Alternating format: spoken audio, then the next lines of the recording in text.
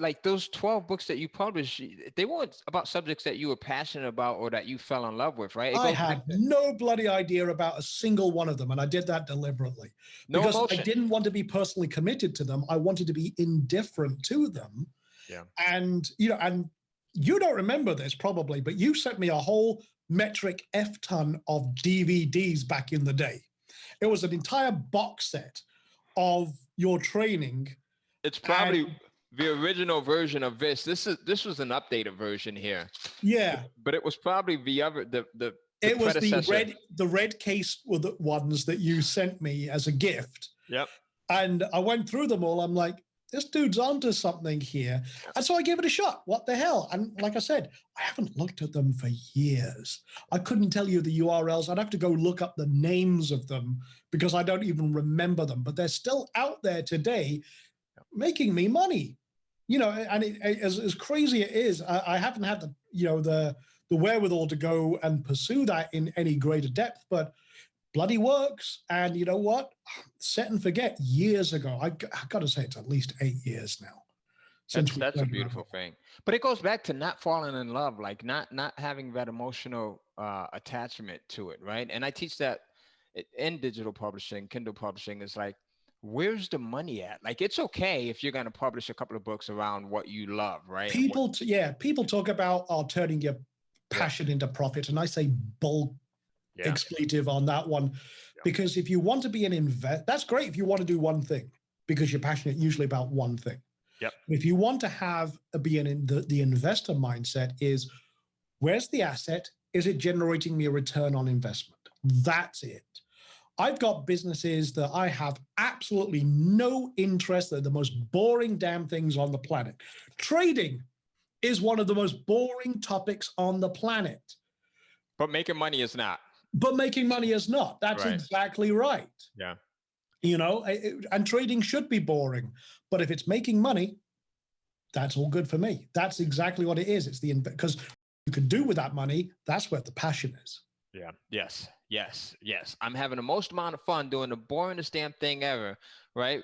But it helps with all of these other things that are extremely fun. So you mentioned like looking towards tomorrow, right? Or working with tomorrow in mind. I think that's brilliant. I think it's so simple. Why don't more people do that? Like, why don't more people think about not only where do they want to go? Because that's where most of us are at. Like, we're thinking about where do we want to go, but we seldom think about like what's next, like what's after that. Why don't people think to that degree when it's so simple to do? That's a great question. I would have to say it's the investor mindset. It's not so much, we're very blinkered, we're very short term, and I was in this state as well, is we're always worried about tomorrow. Okay, what's going to be, okay, what are we going to do this month to generate the rent or the mortgage? What are we going to do today that's going to pay the bills? Or, hey, we're getting ready for Christmas. Oh, what are we going to do to do that? Or, oh, it's Halloween, tomorrow, or it's Thanksgiving coming up. We're always looking at the short term. A lot of people have been freaking out about 2020, which rightly so. Hey, it's been a kick in the unmentionables for a lot of people this year. A lot of businesses have struggled and everything else. But I'm like, well, okay, 2020's happened. Let's assume the worst, plan accordingly. Let's plan for the best and plan accordingly. And what's 2021 and onwards? What's going to be on the other side of this? Where's the opportunity? And I think that is the question everyone should ask, is where is the opportunity? And what you can do. And it's a concept a lot of people haven't really heard of. They've heard of being stoic, but there's a concept called stoicism, which is always looking for what could go wrong and plan accordingly. Now, it sounds very negative because everyone's like, oh, always be positive. But Stoics, they look at the positive and the negative and plan accordingly. So you don't get caught short, that you can plan for contingencies, and then you can adapt and then take it to the wider scope. What a lot of people get caught with is they get caught in the negatives rather than anticipate them. Yes. And the problem is that creates a lot of fear and uncertainty and a lot of reactivity rather than planning ahead. So being reactive rather than proactive and not asking, okay, if this happens, where's the opportunity?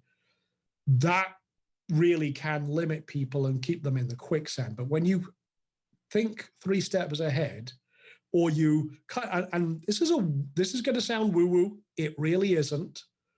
But I'm all about woo woo. Well, one thing that I do every day is I do a little exercise, a little 30-minute exercise. I sit in this chair. I'll probably crank on some music, and I just think about the future. I think about, okay, if this happens, what if?